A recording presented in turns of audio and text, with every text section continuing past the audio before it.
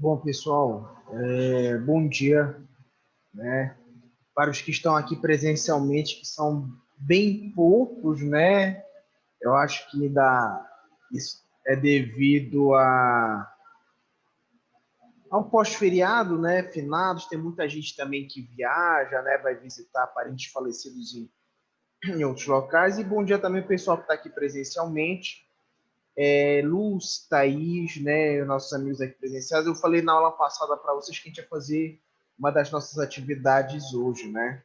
Para o pessoal que está dentro de sala de aula, a gente vai fazer essa atividade andando aqui pelas mais ainda, né? O pessoal de casa vai ter que pensar um pouco antes da atividade.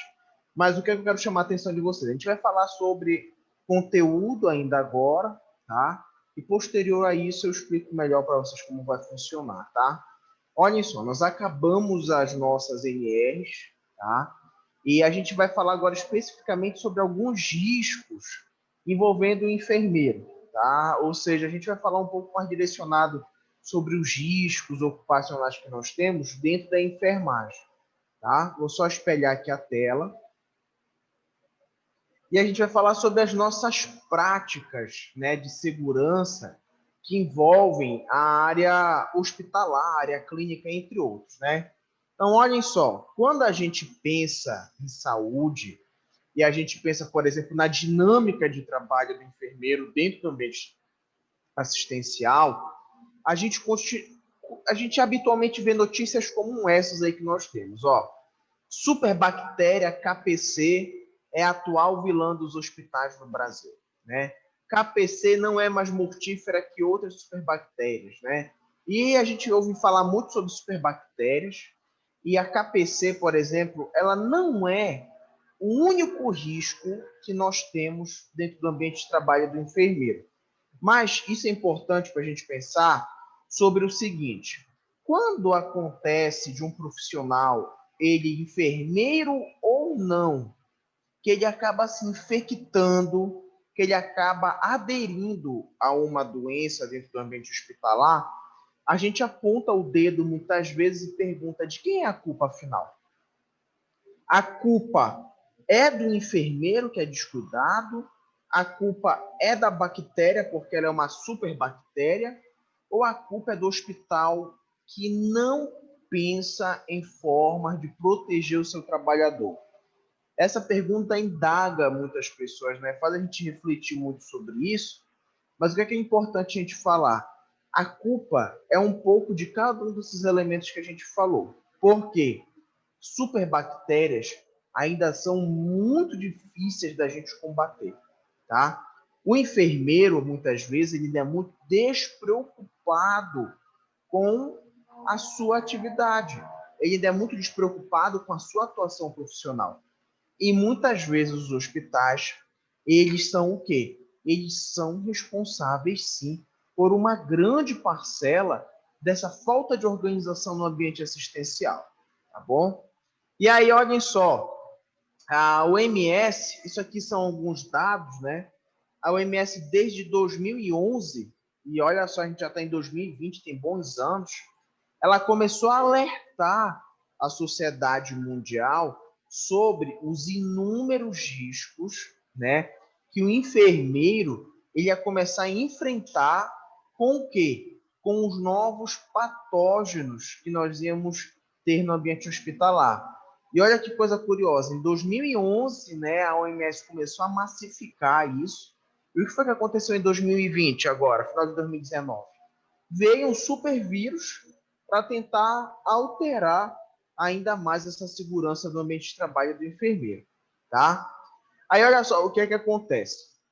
Aqui existem algumas orientações, não só da Organização Mundial da Saúde, mas principalmente do Ministério da Saúde, que fala a respeito dos métodos preventivos, né, dos métodos de se evitar esse risco que nós encontramos no ambiente hospitalar, né? Como, por exemplo, a disponibilização de insumos, de equipamentos de proteção individual e coletiva, massificar na mente do enfermeiro as medidas gerais de higiene no trabalho. E aí a gente começa a perceber o seguinte: Desde 2001, 2002, esses ideais eles estão sendo massificados dentro das equipes multiprofissionais de saúde. E a pergunta é o seguinte: por que desde 2002 até agora, 2020, ou seja, são 8 anos, gente, é muito tempo, a gente ainda não percebeu a queda no número de infecções, no número de acidentes e tudo mais? Isso é uma coisa que nos preocupa muito, porque se a gente for refletir, o grande fator associado à continuidade desses acidentes, infecções, ainda está na falta de cuidado dos profissionais da enfermagem. Ou seja, por falta de conhecimento específico, por falta de educação continuada, esse profissional ele ainda se encontra o quê? Exposto a inúmeras situações onde, infelizmente, ele não tem como, né, efetivar a sua segurança, tá bom? E aí, olha só que coisa interessante. Quando a gente fala do trabalho do enfermeiro frente a esses ambientes extremamente contaminados, com pacientes extremamente perigosos, com bactérias multiresistentes, a gente tem essa imagem com essa pergunta, né? Isolar, como na Idade Média, o que significa dizer isso? É que o enfermeiro, dentro do hospital, quando tem um paciente que ele tem uma bactéria super resistente, o certo é a gente pegar esse paciente, jogar lá para o fundo do hospital, jogar lá para o lugar mais distante possível do hospital? Não. Era isso que acontecia antigamente. A gente deixava ele o mais isolado possível. Mas a gente não quer fazer isso. O que é que a gente quer? A gente quer poder assistenciar esse paciente sem riscos, né? Não dá para a gente ir para o hospital e pensar assim, olha, aquele paciente tem hepatite, tem HIV, eu não vou entrar, eu vou ficar 50 metros de distância para me proteger. Isso não tem lógica, né? E por que a gente fala muito sobre isso? Porque depois dos riscos ergonômicos, né, que são riscos muito comuns na enfermagem, a gente tem os riscos biológicos e logo depois os riscos de acidente. Ou seja, ainda é algo que a gente precisa debater com muita frequência. Olhem só, gente, nós temos aqui uma imagem, né, da Florence Nightingale. Todo mundo já ouviu falar dela aqui alguma vez na vida, né? Aqui na imagem, a Florence está entrando em contato com vários pacientes, né? Com diversas patologias. Muitos são indivíduos que vieram da guerra machucados. A gente já ouviu falar na Guerra da Crimeia, que envolveu a Florence e tudo mais. Mas olhem só, a Florence, ela foi uma das primeiras pessoas, vamos dizer assim, uma das primeiras estudiosas que fizeram o seguinte: ela um dia entrou numa enfermaria e percebeu que todos os pacientes que ficavam em leitos perto do lixo, eles tinham maiores chances de sofrer um mar de infecções. Então ela começou a perceber que o meio em que a gente vive, o meio onde a gente atribui a nossa assistência, é um meio contaminado, né? Então olha que coisa interessante. Hoje a gente já sabe que se a gente tiver um corte e jogar areia no corte, tem risco de infecção. Naquela época não se sabia disso.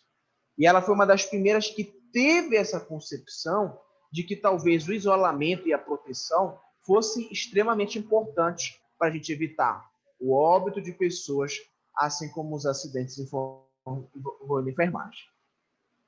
Bom, e quando a gente fala desse risco, como é que a gente pode ter métodos, né, ou agir para a prevenção desses profissionais de enfermagem a nível hospitalar, clínico ou não, tá?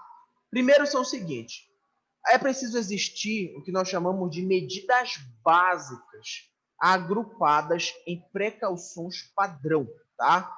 Cujas medidas devem ser aplicadas em todos os pacientes, todo o tempo, independente do diagnóstico ou estado infeccioso em todos os serviços de saúde. Gente, essa medida básica padrão, ela lembra uma palavra para a gente que é muito famosa, inclusive a atividade de vocês vai falar sobre isso. É o que a gente chama de POP, P-O-P. O POP, ele é um procedimento operacional padrão, ou seja, ele é um conjunto de atividades e atitudes que nós precisamos ter para poder fazer o quê? Para poder gerar uma atitude muito mais correta, uma atitude muito mais segura. Essas atividades, elas estão associadas de maneira preventiva, elas estão associadas à maneira de fazer um curativo, elas estão associadas a um cuidado individual, a um cuidado coletivo. Vou dar um exemplo para vocês. Por exemplo, lá no Evandro Chagas, tem laboratórios que mexem com micro-organismos muito perigosos. Então, toda vez, antes de entrar em uma sala como essa, o profissional deve retirar a sua roupa e vestir um uniforme mais seguro para entrar. Isso é um POP, é um procedimento padrão. Ele não pode deixar de entrar sem, né, botar esse uniforme. A mesma coisa funciona dentro de um hospital. Antes de você atender qualquer paciente, o que é que você tem que fazer? Lavar as mãos, né? Então, isso vai fazer parte de uma medida, de um procedimento operacional padrão, tá? Outras coisas importantes que a gente precisa entender. O profissional da enfermagem, quando ele está inserido dentro do hospital, dentro de uma clínica, uma unidade de urgência e emergência, ou seja lá o que for, nós precisamos entender o seguinte: nós temos várias formas de proteger esse profissional de infecções quaisquer, como, por exemplo, contato, gotículas, aerossóis e coisas do tipo. Vou dar um exemplo para vocês. Muitas enfermarias, elas estão com as portas fechadas. Sabe o que é que o profissional ele costuma fazer? Ele vai fazer a visita ao leito, ele toca na maçaneta da porta para abrir, para entrar na enfermaria. O que é que acontece? Com aquela mão que ele toca a maçaneta, ele contamina a mão. Ele pega uma caneta e vai escrever a sua evolução. Aquela caneta dele já está contaminada.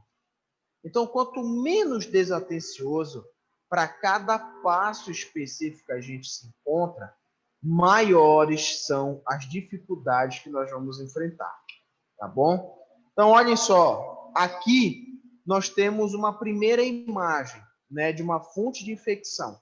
A fonte de infecção, muitas vezes, é o nosso paciente, né? Ele é um hospedeiro suscetível que vai apresentar um risco qualquer. Às vezes ele pode ter desde uma escabiose, que é uma parasitose extremamente contagiosa, assim como ele pode ter meningite, que vai precisar que ele tenha um isolamento para não contaminar os outros, tá? Nós vamos agora olhar uma imagem, eu vou logo passar para vocês, que isso aqui, olha, gente, isso aqui é uma imagem de um leito qualquer, né? Um leito em UTI, enfermaria, e todas as áreas marcadas de X, elas são áreas com uma maior tendência de contaminação do profissional da área da enfermagem e de outros profissionais da saúde, tá? O que é que a gente percebe aí? Quais são as áreas de maior risco de contaminação? A manipulação dos aparelhos eletrônicos, né? Poucas pessoas têm o hábito de limpar esses aparelhos. As bancadas e gavetas têm esse risco, assim como pias e corrimão da cama. Teve um estudo, gente, que fez uma avaliação da contaminação do meio. Eles fizeram a cultura, né? Coletaram o que havia na superfície de alguns objetos, né? E olha só o que eles constataram. Todas essas áreas foram áreas de contaminação por bactérias. Então, olha só, onde é que a gente tem uma maior colonização de bactérias? Nas bancadas, no corrimão da maca, mas a gente percebe que tem bactéria na janela, tem bactéria lá na cortina, né? Tem bactéria na cadeira, onde o acompanhante senta, tem bactéria na roupa de cama, na própria maca. Então, isso quer nos chamar a atenção, por quê? Porque o profissional da enfermagem, ele ainda é o profissional que mais tem contato com o nosso paciente, né? E isso leva ele a ter um risco extremamente alto de uma contaminação qualquer, tá? Então, olhem só, eu queria finalizar aqui só um minuto. Espera aí, só um minuto. E aproveitar agora, o pessoal que está aqui presencialmente, o pessoal que está em casa, foi o seguinte, na aula passada, eu comentei com vocês que nós íamos fazer a nossa atividade hoje, né? A nossa atividade, ela é baseada em um procedimento operacional padrão, tá? Daiane, Jéssica, Jean, Lúcia, Thaís, são as pessoas que estão aqui pela plataforma. E como é que funciona isso? Olhem só. Vocês precisam pensar em alguma área específica da atuação da enfermagem. Quais são essas áreas específicas? Por exemplo, urgência e emergência, obstetrícia, tá? A UTI. E vocês vão criar um procedimento operacional padrão para isso. Como assim criar um procedimento operacional padrão? Por exemplo, eu quero fazer um POP da urgência e emergência. Bom, urgência e emergência. Quais são os procedimentos operacionais padrão? Todos os pacientes que são conceituados como vermelho, que é maior emergência, o que é que nós devemos fazer? Deixar preparado carrinho de parada, separar EPI, verificar sempre a presença de riscos associados ao cliente. Ou seja, vocês vão criar tudo o que o profissional de enfermagem ele pode fazer para se proteger e facilitar o seu ambiente de trabalho, tá bom? Outro recado que eu quero dar a vocês que estão presencialmente agora e que estão pela plataforma é o seguinte: com a nossa atividade de hoje, nós vamos finalizar o nosso conteúdo programático de saúde do trabalhador, tá? Então, nós vamos estar finalizando agora, dia 3 de novembro, tá? E nós vamos ter mais 2 aulas antes da revisão para a prova. Nessas 2 aulas, que é a próxima terça e a outra, eu vou trabalhar com vocês alguns conteúdos que envolvem ainda a saúde do trabalhador, mas eles não são mais conteúdos programáticos de avaliação e nem os conteúdos programáticos da nossa disciplina, tá? Então, olhem só, como eu falei na semana passada para vocês, nós vamos fazer nossa atividade e vou apenas relembrar para vocês o que nós temos que fazer. É a criação de um procedimento operacional padrão. O que é isso? É você criar um conjunto de regras e normas para alguma área. Obstetrícia, UTI, urgência e emergência, uma área de nefrologia, para organizar o trabalho de enfermagem e para proteger o enfermeiro contra riscos ocupacionais. Só que tem um porém, gente, essa atividade é para fazer no máximo em trio, tá? Não é para fazer em grupo de 5 pessoas, num grupo de 4 pessoas. Ou seja, ou vocês fazem em dupla, ou vocês fazem em trio, tá? Pessoal que está em casa, Daiane, Jéssica, Jean, Lúcia, Silvio e Thaís. Alguém tem alguma pergunta, sim ou não? Não. Não? Mais alguém? Não? Não. Tá, olhem só, gente. As pessoas que estão aqui, tanto na plataforma quanto presencial, eu queria chamar a atenção de vocês, porque ainda há pessoas que ainda não entregaram atividades passadas, tá? Então, eu só vou aceitar atividades passadas até a aula da nossa revisão. Não tem como eu aceitar depois do período de prova. Eu preciso lançar na plataforma, tá? Então, para aqueles que ainda não entregaram, por favor, agilizem isso para eu ter em mãos, tá? Para o pessoal que está na plataforma, gente, eu não vou desligar o Zoom, tá? Porque provavelmente tem gente que vai entrar depois. Eu vou apenas paralisar a gravação. Mas vocês podem começar a fazer, tá? Então, eu vou só parar a gravação para orientar melhor, tá?